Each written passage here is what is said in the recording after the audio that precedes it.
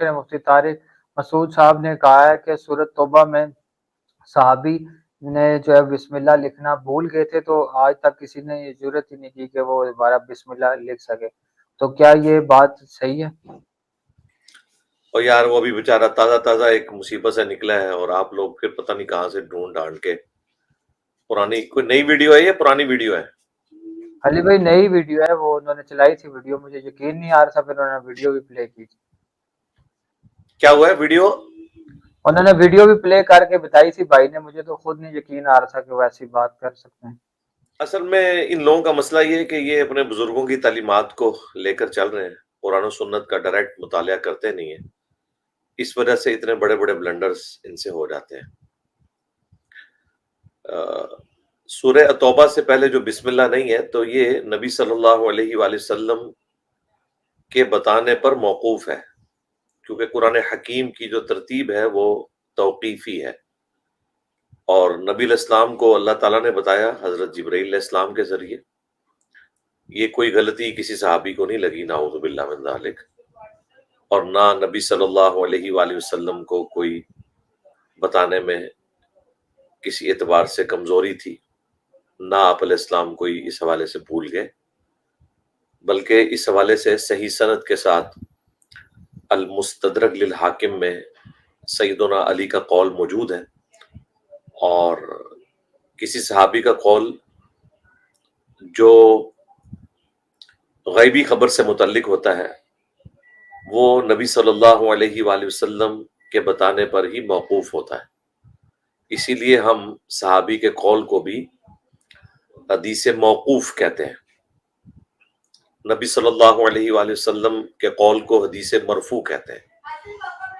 تو سیدنا علی تو ویسے ہی نبی صلی اللہ علیہ وآلہ وسلم کے لائق ترین اسٹوڈنٹس میں سے تھے، ان کا قول صحیح سند سے المستدرک للحاکم میں موجود ہے کہ جب ان سے پوچھا گیا کہ سورہ توبہ سے پہلے بسم اللہ کیوں نہیں ہے، تو انہوں نے فرمایا کہ مشرکین عرب کے لیے یہ سورت ننگی تلوار بن کے نازل ہوئی، اس کے آغاز میں بسم اللہ کیوں کر ہو سکتا تھا، کیونکہ اس میں تو اللہ تعالیٰ کی صفت رحمان اور رحیم موجود ہے۔ تو سیدنا علی نے اس کی ریزن بتائی کہ یہ قرآن حکیم میں سورہ توبہ سے پہلے جو بسم اللہ نہیں ہے، اس کے پیچھے ٹیکنیکل ریزن یہ ہے کہ یہ اللہ تعالیٰ کے عذاب کا کوڑا تھا جو برسا مشرکین عرب پر، جس طرح اگلے انبیاء کرام علیہ السلام کے انکار کے اوپر ان کی قوموں پر اللہ کی طرف سے عذاب آتا تھا، اسی طرح کا عذاب ہمارے محبوب صلی اللہ علیہ وآلہ وسلم کے انکار پر بھی مشرکین عرب پر آیا، لیکن اس دفعہ اس کی شکل تبدیل ہو گئی۔ وہ سورہ التوبہ کی آیت نمبر 14 ہے، اسی سورہ التوبہ کی، کہ اللہ تعالیٰ چاہتا ہے اے مسلمانوں تمہارے ہاتھوں سے انہیں عذاب دے، یعنی قتال کی شکل میں۔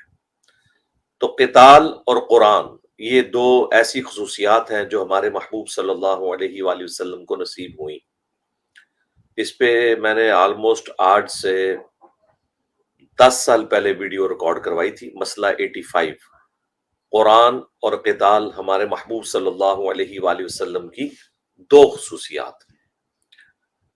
اگلے انبیاء کا جو معجزہ دعوی نبوت کا ہوتا تھا وہ ٹینجیبل فارم میں فزیکل فینومینا آف نیچر کو توڑنے والا ہوتا تھا۔ مثلا موسیٰ علیہ السلام کو اللہ تعالیٰ نے عصا کا معجزہ دیا، وہ لاٹھی پھینکتے تھے، وہ اژدہا بن جاتی تھی، پھر اسے ہاتھ لگاتے تھے دوبارہ اینیمل کنگڈم پلانٹ کنگڈم میں بدل جاتی تھی، بہت بڑا معجزہ تھا۔ عیسیٰ علیہ السلام اللہ کے اذن سے مردوں کو زندہ کر دیتے تھے۔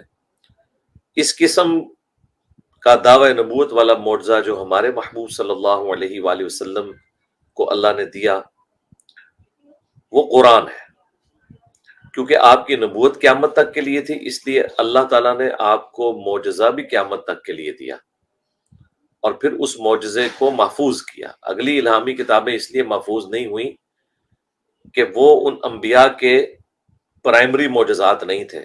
ہمارے نبی علیہ السلام کا پرائمری معجزہ قرآن ہے، چونکہ آپ کی نبوت قیامت تک کے لیے ہے۔ اس کا لازمی نتیجہ ہے کہ ختم نبوت کی برکت سے آپ صلی اللہ علیہ وآلہ وسلم کو کوئی معجزہ بھی ایسا دیا جاتا جو قیامت تک کے لیے ہوتا. اور یہ میں اپنی طرف سے بات نہیں کر رہا ہوں.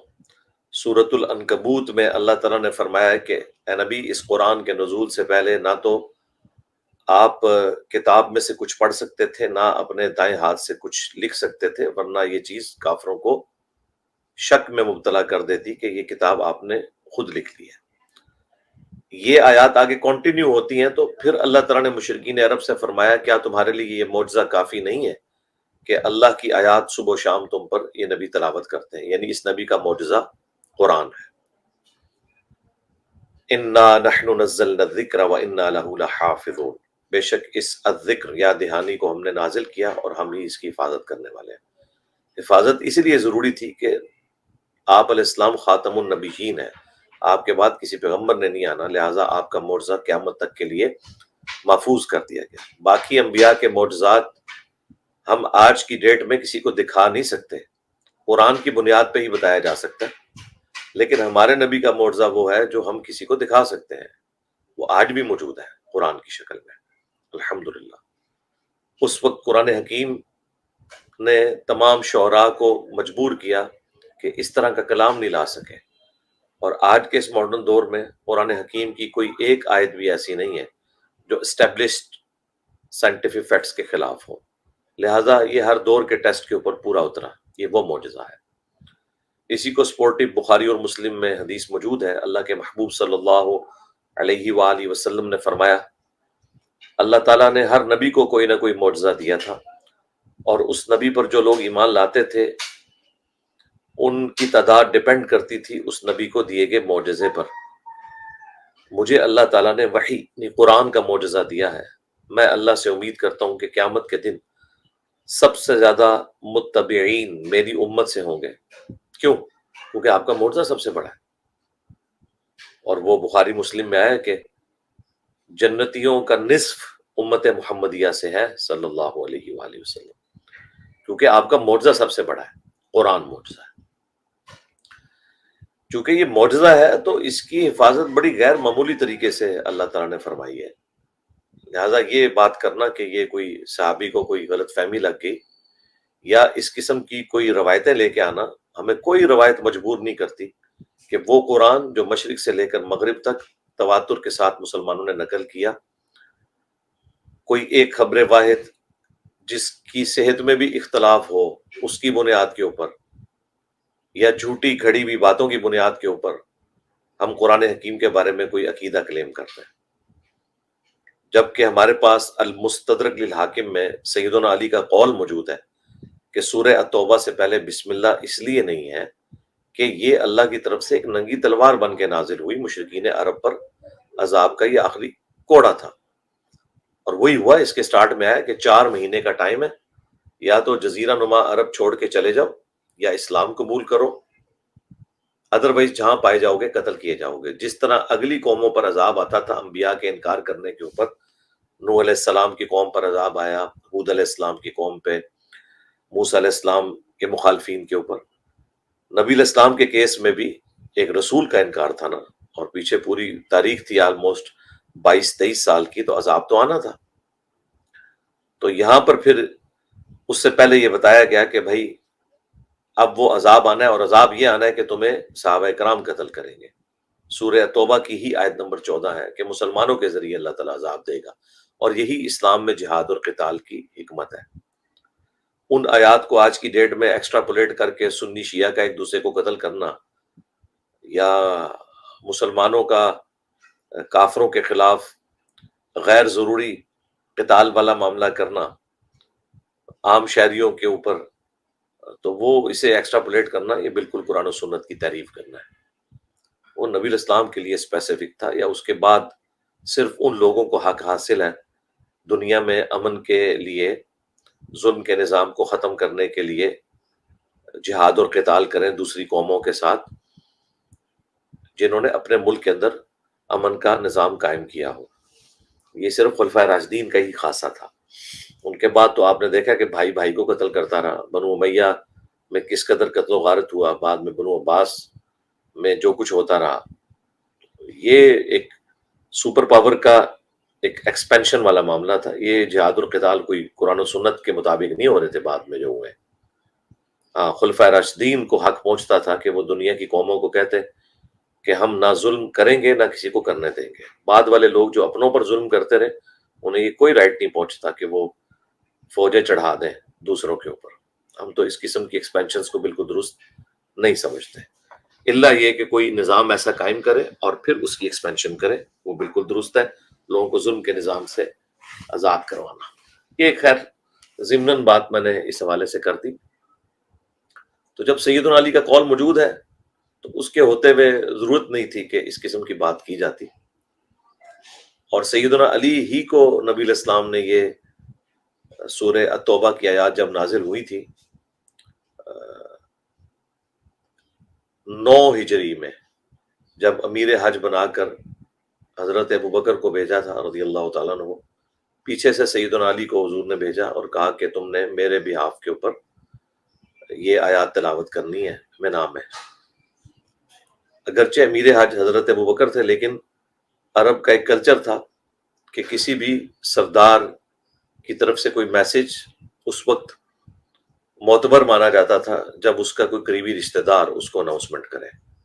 اس لیے نبی علیہ السلام نے کہا تھا کہ تم امیر بنا کے نہیں بھیجے گے، وہ میری طرف سے میرے ریپریزنٹیٹو وہ امیر حج حضرت ابوبکر ہی رہیں گے. یہ بعد میں ان کو بھیجا کیونکہ آیات بعد میں نازل ہوئی تھی.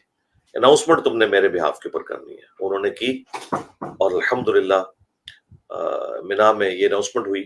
ایک تو یہ کہ آئندہ سال کوئی بھی مشرک حج کے لیے نہیں آئے گا اور 4 مہینے کا ٹائم ہے، جزیرہ نما عرب چھوڑ کے چلے جائیں، ادروائز قتل کیے جائیں گے یا اسلام قبول کر لیں. الحمدللہ لوگوں نے اسلام ہی قبول کر لیا، اللہ کا شکر ہے.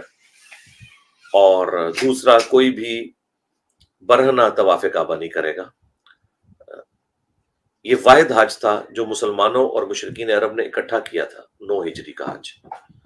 اور اگلا جو حج تھا 10 ہجری کا، وہ خود نبی علیہ السلام نے چونکہ تشریف لانا تھا اس لیے یہ اناؤنسمنٹ کر دی گئی.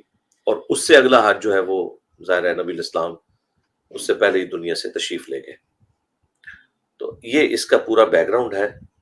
یہ بڑی حیران کن بات ہے اگر مفتی طارق مسعود صاحب نے اس طرح کی بات کی ہے، اور میرا خیال ہے انہیں نظر ثانی کرنی چاہیے اس سے پہلے کہ اس کلپ کو بھی یہ وائرل کرنا شروع کر دیں اس طریقے سے.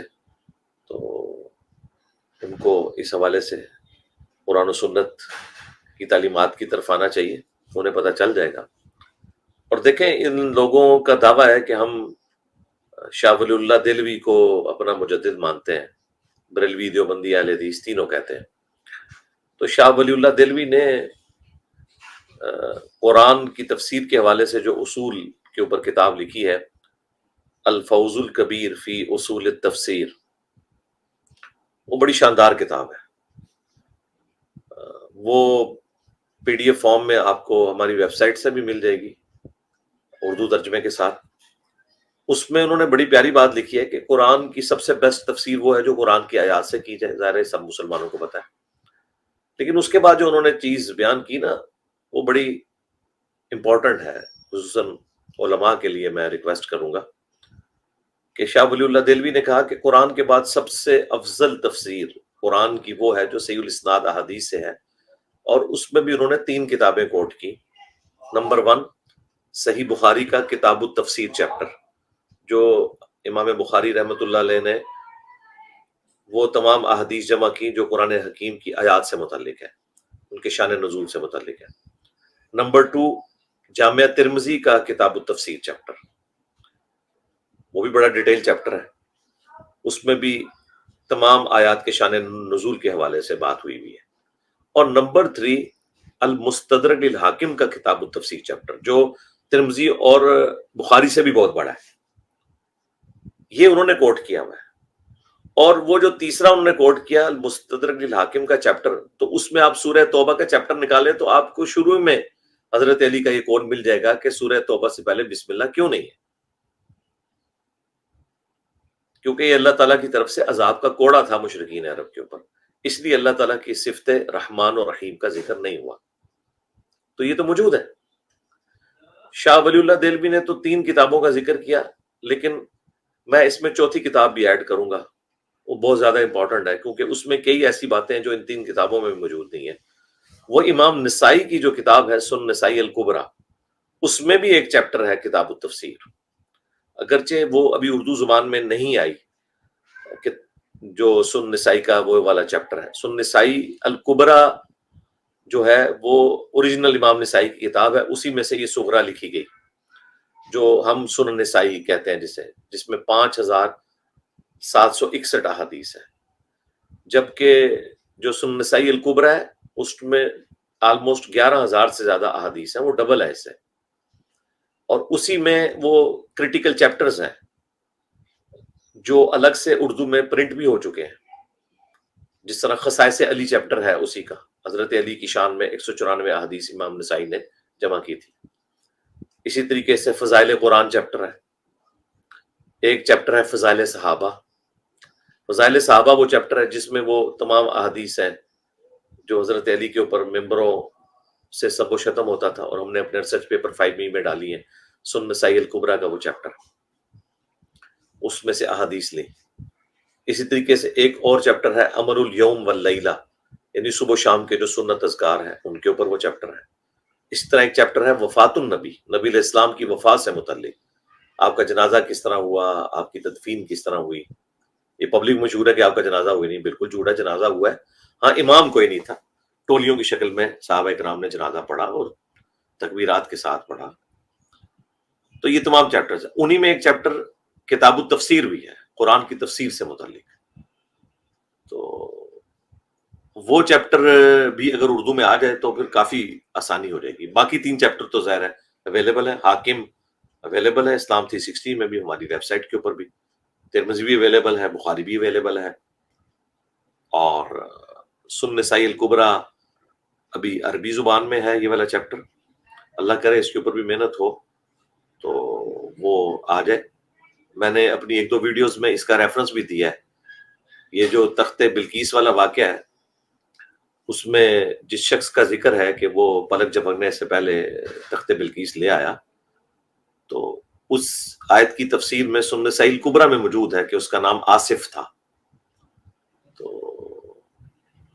وہ میں نے 1-2 ویڈیوز کے اندر کوٹ کیا ہے، اور بھی کافی امپورٹنٹ چیزیں ہیں اس چیپٹر میں موجود ہیں۔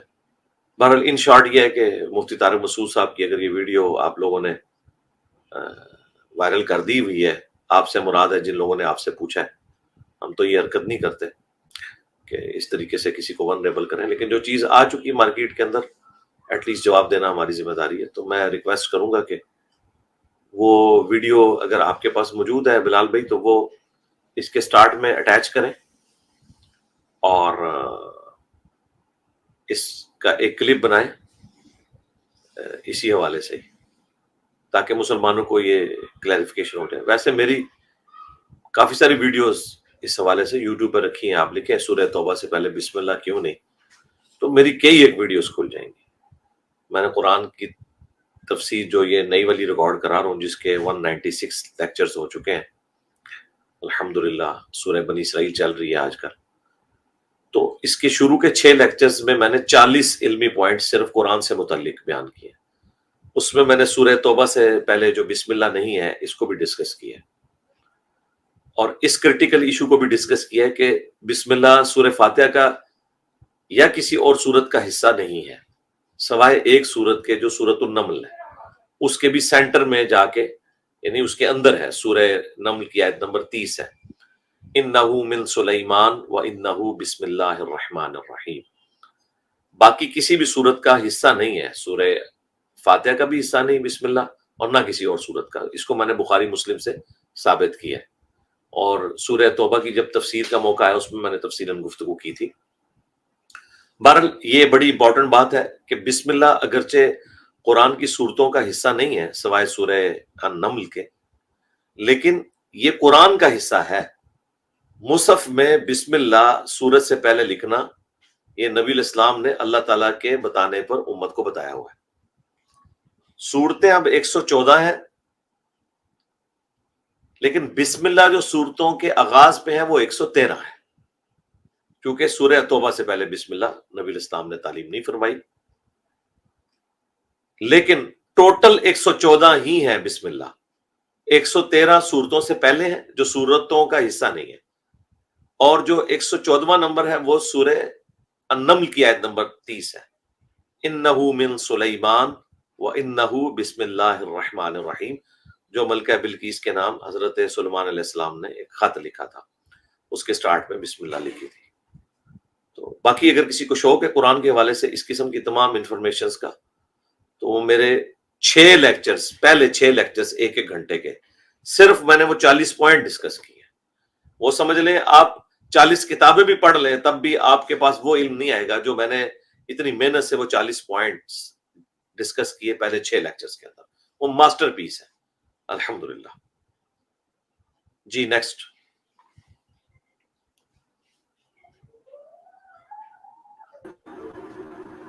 السلام علیکم ورحمۃ اللہ وبرکاتہ. جی وعلیکم السلام ورحمۃ اللہ وبرکاتہ. جی شاہد بھائی.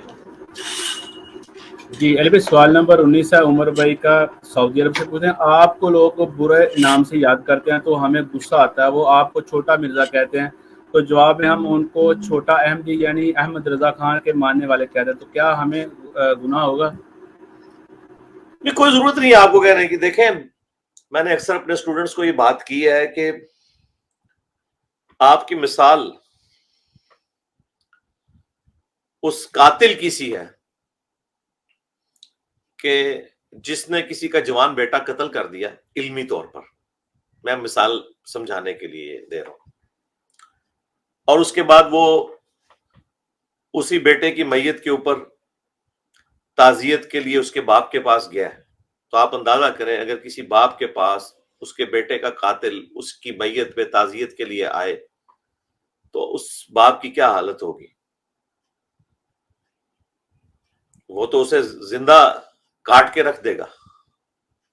تو بھائی خاموشی اختیار کر کے بیٹھے. ہم نے ان کی اولادیں علمی طور پر ان کے بابوں سے توڑ دی ہیں. ان کی نظر میں تو ان کی اولادیں مر چکی ہیں, کیونکہ وہ تو انہوں نے پیدا کی تھی اپنے بابوں کی خدمت کے لیے, وہ ان کو چھوڑ کے اللہ کے نبی علیہ السلام کے ساتھ اٹیچ ہو چکی ہیں. تو اس لیے ان کی چیخیں آپ صرف انجوائے کیا کریں, کوئی ان کو جواب دینے کی ضرورت نہیں ہے. آپ بس قرآن و سنت رپورٹ کریں, ٹھیک ہو گیا. جی نیکسٹ. سوال نمبر 20 ہے نزاکت بھائی کا, آسٹریلیا سے پوچھتے ہیں, ہم اپنی مدر کی زمین اپنی بیوہ بہن کو دینا چاہتے ہیں اور مدر فوت ہو گئی ہیں, تو بہن کہتی ہے کہ یہ زمین لینے سے میں گناہ گار ہوں گی یا ہم گناہ گار ہوں گے؟ نہیں, کوئی گناہ گار نہیں ہوگی, اپنی مرضی سے دے رہے ہیں نا بھائی آپ, کوئی زبردستی تو وہ آپ سے نہیں ہتھیار رہی. آپ اپنی مرضی سے جو مرضی دیں اپنی بہن کو, آپ کا رائٹ ہے. نیکسٹ. سوال نمبر 21 ہے ایم حنان بھائی کا, انڈیا سے پوچھتے ہیں, کیا 786 سے بسم اللہ ثابت ہوتی ہے اور لکھنا بدعت ہے؟ دیکھیں بسم اللہ تو ثابت نہیں ہوتی, لیکن یہ ایک زبان ہے. جس طرح آپ رومن میں بسم اللہ جب لکھتے ہیں تو آپ کس طرح لکھتے ہیں, BISMILLAH,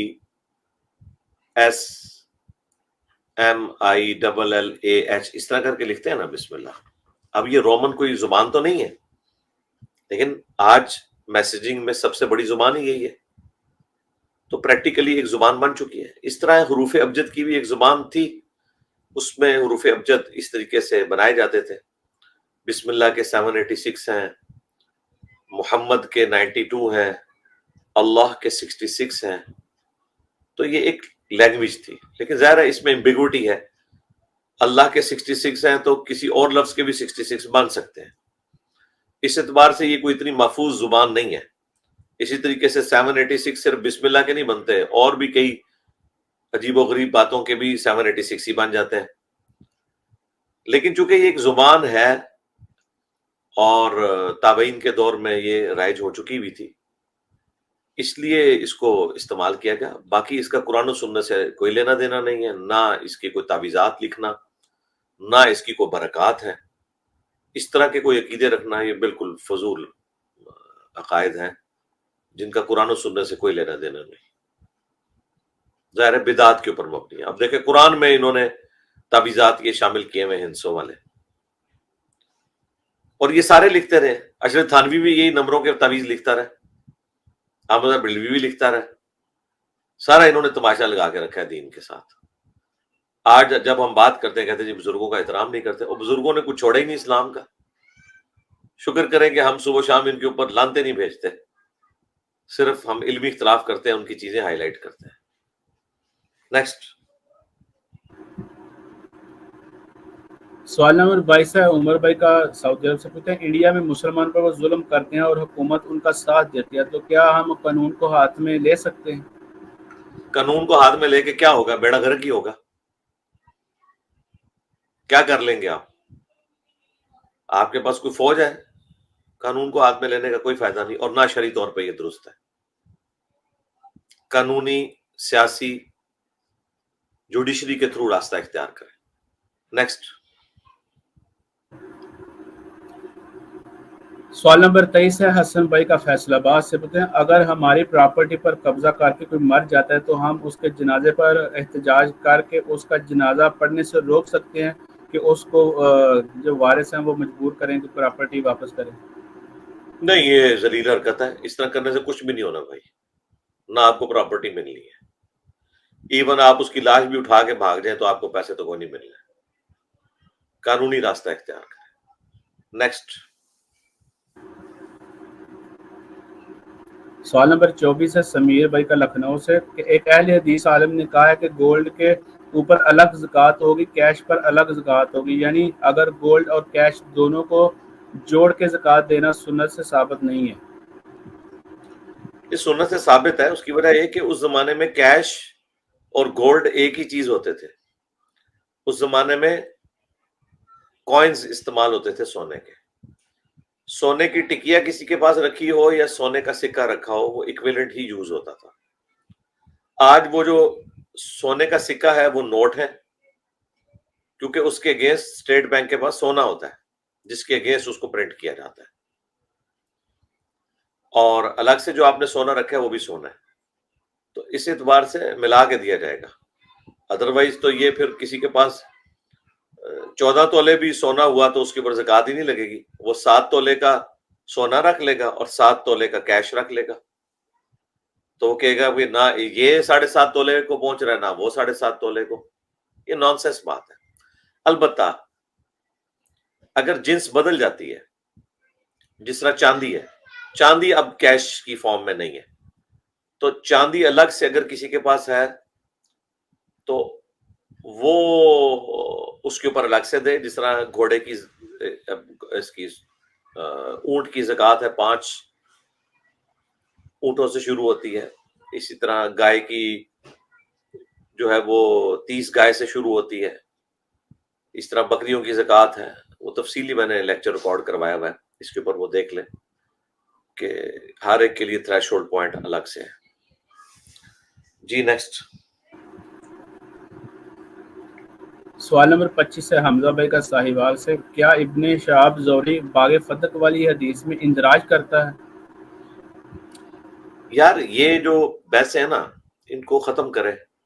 پریکٹیکلی یہ ایک ایشو تھا اور اسی کی وجہ سے یہ اتنے بڑا کنفلکٹ آپ کے سامنے ہے.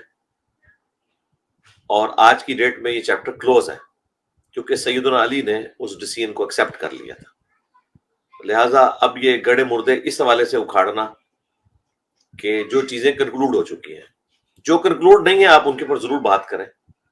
جس طرح حضرت علی نے جنگ صفین میں جو ان کے مخالفت پہ حضرت معاویہ نے جو کچھ کیا ان کو معاف نہیں کیا، ظاہر ہے وہ چیپٹر کلوز نہیں ہے، وہ قیامت تک کھلا ہے. لیکن حضرت ابوبکر کے ڈیسیژن کو حضرت علی نے ایکسیپٹ کیا. باقی یہ کہنا کہ ابن شہاب زہری کا یہ اندراج ہے یا ابن شہاب زہری شیعہ تھا، بالکل نہیں. وہ تو حضرت ابوبکر کی شان میں وہ حدیث بیان کرتا ہے جو دوسرے راوی بیان نہیں کرتے. تو یہ ایک کمزور طریقہ ہے چیزوں سے بھاگنے کا. اصل بات یہ ہے کہ آج کی ڈیٹ میں یہ چیپٹر کلوز ہے چونکہ حضرت ابوبکر نے جو ڈیسیژن کیا وہ حضرت علی نے ایکسیپٹ کر لیا تھا. اور آئندہ سے میں آپ کو بھی، بلال بھائی کو بھی، باقیوں کو بھی ریکویسٹ کروں گا کہ یہ والے سوال جو ہے نا اس حوالے سے وہ انٹرٹین نہ کیا کریں کیونکہ یہ پوری ڈاکٹرن ہوتے ہیں. میں چھوٹی سی بات کر کے سائڈ پہ ہو جاؤں گا پھر کوئی اور اس میں دم لگا دے گا. جس طرح میں نے آپ کو منع کیا ہے حضرت معاویہ سے متعلق کوئی حدیث کے حوالے سے ڈسکشن کے لیے آتا ہے تو اسے کہ آپ ویڈیوز دیکھیں، وہ پورا ایک مقدمہ ہے وہ آپ کو بات سمجھ آ جائے گی۔ اسی طریقے سے سنی شیعہ کنفلکٹ میں بھی جو یہ کریٹیکل ٹاپکس ہیں، یہ پورا مقدمات کا معاملہ ہے۔ یہ نہیں کہ ہم جواب نہیں دے سکتے، جواب تو ہم نے دیے ہیں، جواب دیے ہیں تو پوری دنیا میں اتنی بڑی چینج آئی ہے نا۔ گھنٹوں کی میری ویڈیوز ہیں، 6-7 گھنٹے کی بھی سنی شیعہ کنفلکٹ کے اوپر میری ویڈیوز ہیں، لیکن اب ہر سوال کے جواب میں 6 گھنٹے تو میں نہیں بول سکتا۔ میں ایک بات کروں گا، اس میں ایک بات اور چھوٹ جائے گی، اس کو پکڑوں گا، اس کے ساتھ جڑی ہوئی ایک اور بات ہوگی، تو پھر تو ایک ہی سوال کا جواب دیتا رہوں گا۔ اس لیے میں نے اس چیپٹر کو کلوز کر دیا۔ اسی طریقے سے فلسطین کا جو ایشو ہے، اس کے اوپر میں نے اتنی ویڈیوز ریکارڈ کروائی ہیں، لہذا اس کی کسی جزوی بات کو پکڑنا اور بار بار آ کے سوال کرنا کہ جی ہم کیا چلے جائیں یروشلم، تو میں نے اس پورے مقدمے کو ڈسکس کیا۔ میں یروشلم جانے والے تو بھائی یورپ امریکہ میں بھاگے ہوئے ہیں، تو دیکھ لیں ہماری زندہ کرامتیں کیسی ظاہر ہو رہی ہیں۔ ہم نے خود نہیں دکھائی ہیں، اللہ کی طرف سے ہو رہی ہیں، آپ کو پتہ چل گیا، یہ سب باتیں کرتے ہیں یار، چھوڑو۔ نیکسٹ۔ سوال نمبر 26 ہے اویس بھائی کا، قصور سے پوچھتے ہیں اماموں نے اپنی کتابوں میں ضعیف اور من گھڑت حدیثیں کیوں ایڈ کی، جیسے حضرت عمر رضی اللہ عنہ کی دروازہ گرانے والی حدیث ہے؟ یہ بھی میں کئی دفعہ ایگزیکٹلی اس کے اوپر آنسر دے چکا ہوں۔ احادیث کی کتابوں میں ضعیف روایتیں کیوں آئی ہیں وہ آپ دیکھ لیں۔ نیکسٹ۔ 27 نمبر سوال ہے شیز علی کراچی سے، پوچھتے ہیں کہ میں شادیوں پر فوٹو شوٹ کرتا ہوں اور اس میں نامحرم بھی ہوتی ہیں اور فیشن فوٹوگرافی بھی کرتا ہوں، تو کیا اس کی انکم حلال ہوگی؟ نہیں، بالکل، کہاں سے حلال ہوگی بھائی، آپ کو بھی پتہ ہے۔ نیکسٹ۔ سوال نمبر 28 ہے علی بھائی کا فیصل آباد سے، پوچھتے ہیں کہ ہمارے امام مسجد 20 گھروں سے روز جا کر کھانا لیتے ہیں اور شاید بیچ بھی دیتے ہیں، تو کیا ایسا کرنا صحیح ہے اور ایسے امام کے پیچھے نماز ہو جائے گی؟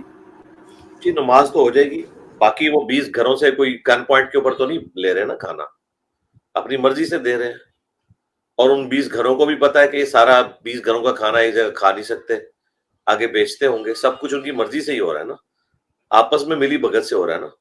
تو آپ کو اگر اس حوالے سے کوئی اتنی تڑپ ہے تو آپ امام مسجد اور وہ 20 گھروں کے سربراہ کی میٹنگ کرا کے کوئی رزلٹ نکال لیں اس میں سے، ہمارا اس سے کیا لینا دینا بھائی۔ نیکسٹ۔ سوال نمبر 29 ہے ضیاء بھائی کا یوکے سے، پوچھتا ہے اگر کوئی 3 طلاق دیتا ہے تو کیا وہ 2 ہفتے کے بعد رجوع کر سکتا ہے اگر اس کی وائف پریگننٹ ہو تو؟ او بھائی 3 طلاق کے بعد تو کچھ نہیں ہو سکتا، اگلا تو سوال ویسے ہی ختم ہو گیا۔ یہ جو رجوع والا معاملہ ہے وہ 2 طلاق کے بعد ہوتا ہے۔ قرآن میں اللہ تعالیٰ نے فرمایا الطلاق مرتان، طلاق 2 ہی دفعہ دی جا سکتی ہے، اس کے بعد یا بیوی کو رکھنا ہے یا چھوڑ دینا ہے۔ تو یہ ساری جو کہانیاں ہیں وہ 1 طلاق اور 2 طلاق کے بعد ہے۔ 3 طلاق کے بعد کچھ نہیں کرنا ہوتا، 3 طلاق آخری چیز ہوتی ہے، اس کے بعد رجوع نہیں ہوتا، رجوع 2 طلاق کے بعد ہوتا ہے۔ نیکسٹ۔ سوال نمبر 30 ہے سر فراش بھی کل سے، پوچھتے ہیں مجھے نماز ابھی صحیح نہیں آتی اور جب تک پوری سیکھ نہیں لیتا تو کیا میں درود شریف پڑھ سکتا ہوں اس میں؟ سیکھیں نا بھائی، جب تک آپ کو پوری نماز نہیں آتی ہے تو آپ درود شریف تو خیر تشہد میں آپ نے پڑھنا ہی ہے، اس کے علاوہ آپ سبحان اللہ والحمد للہ ولا الہ الا اللہ واللہ اکبر پڑھیں۔ یہ نبی علیہ السلام نے نیو مسلمز کو تعلیم فرمایا تھا جنہیں بھی نماز نہیں آتی تھی، صحیح مسلم میں، ابو داؤد میں حدیث موجود ہے۔ نیکسٹ۔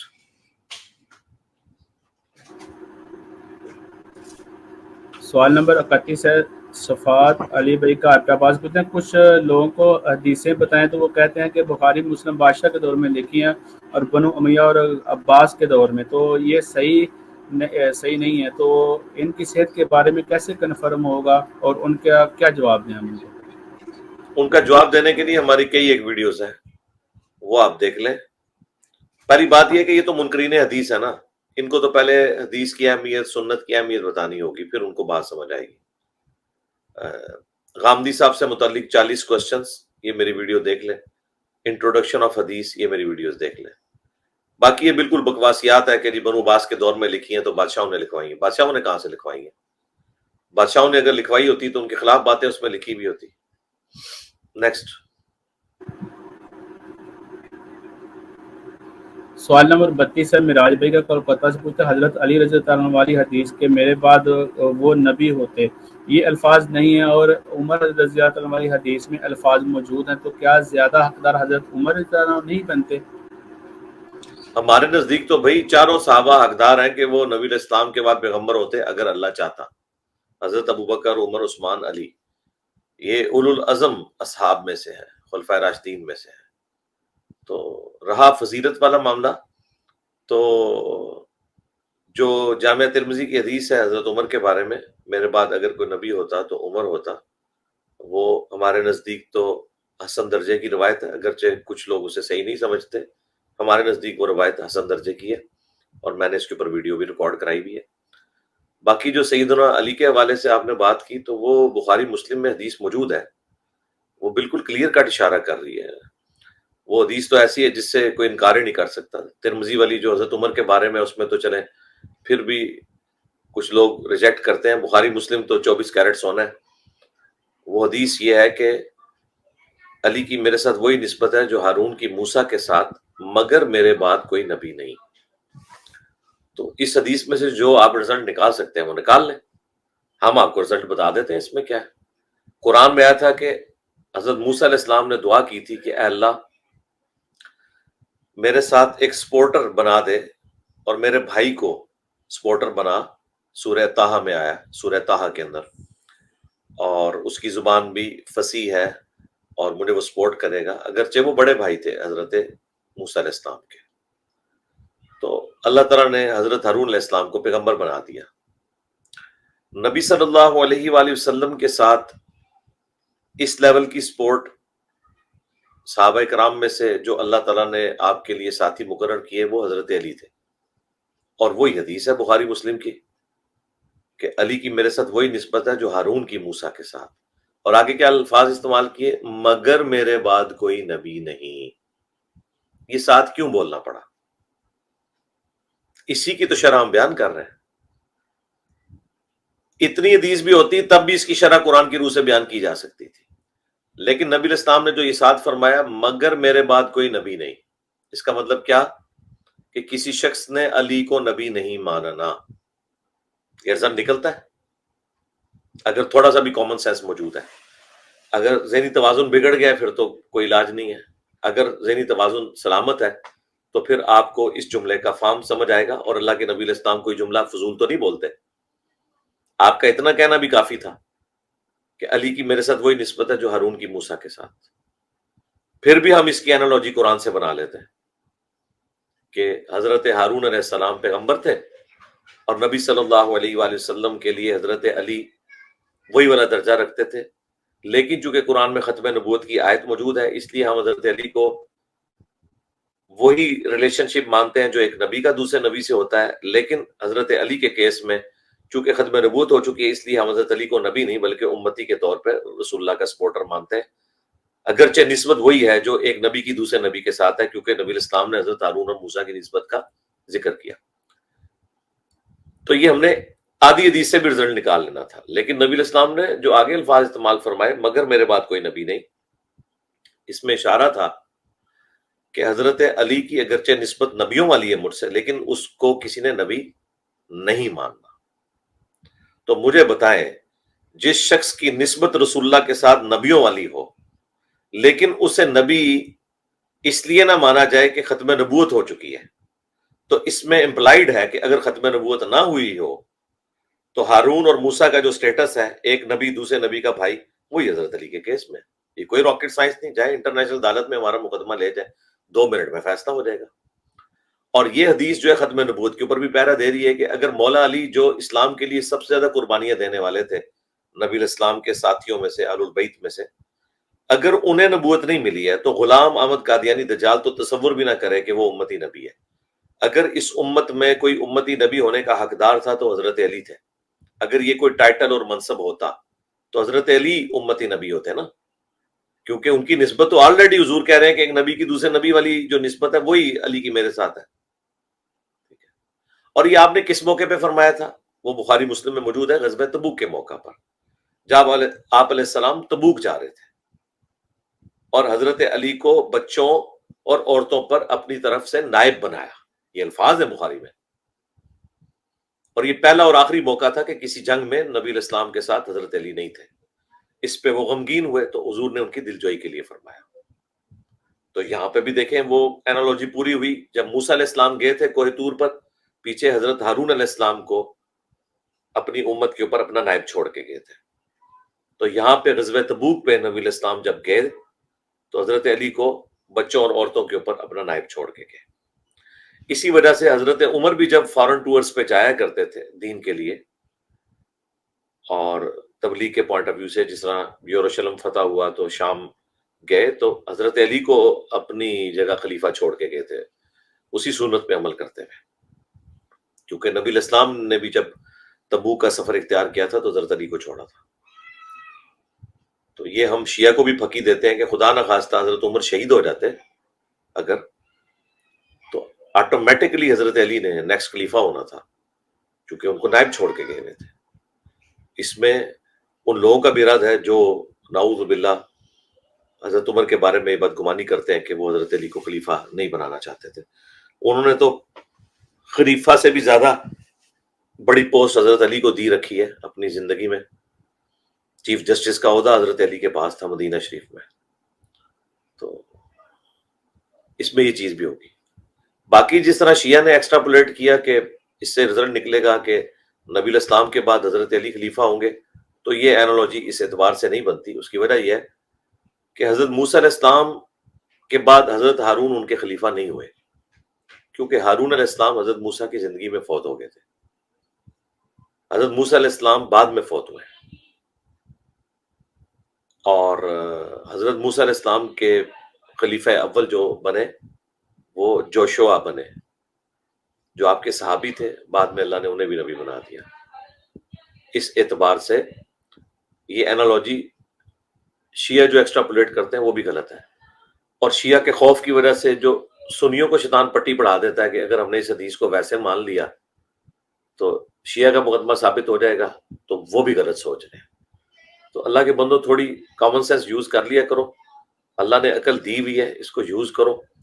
اور پھر آپ کو ہمارا پلیٹ فارم اویلیبل ہے, ایک پڑھا لکھا بندہ آپ کو پڑھے لکھے انداز میں چیزیں سمجھا رہا ہے تو سمجھ لیں, بجائے یہ کہ آپس میں ایک دوسرے کے ساتھ منہ ماری کرتے ہیں. ٹھیک ہو گیا جی.